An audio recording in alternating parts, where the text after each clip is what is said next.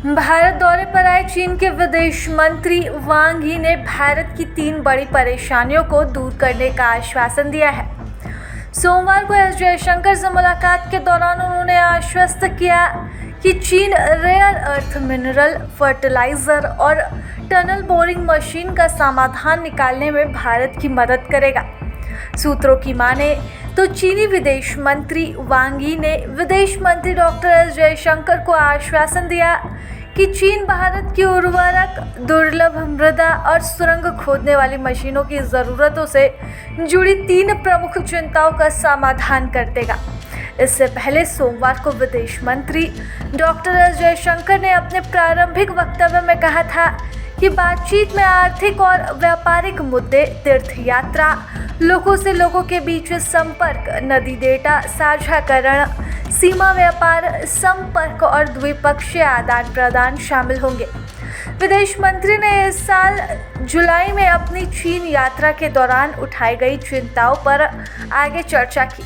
चीनी विदेश मंत्री वांग यी के साथ अपने भाषण में विदेश मंत्री ने इस बात पर जोर दिया था कि पड़ोसी देशों और दुनिया की प्रमुख अर्थव्यवस्थाओं के रूप में भारत चीन संबंधों के विविध पहलू और आयाम हैं।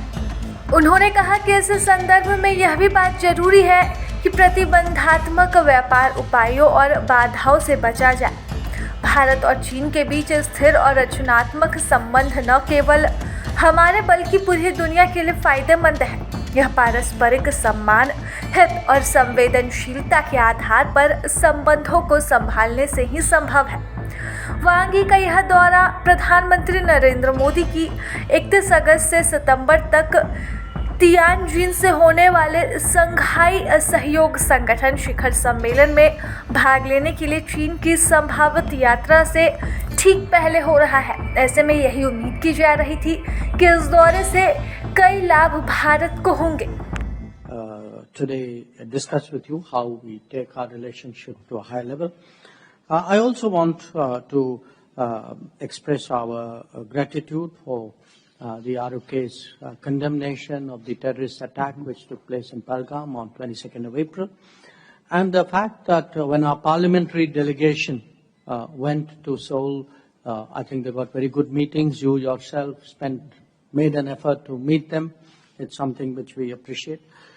So I do want to say, there is a lot that we have to discuss, defense, security, business, economics, connectivity, people-to-people relations. So I welcome you again and look forward to it. प्रभातखबर.com, विश्वास वही, रफ्तार नहीं।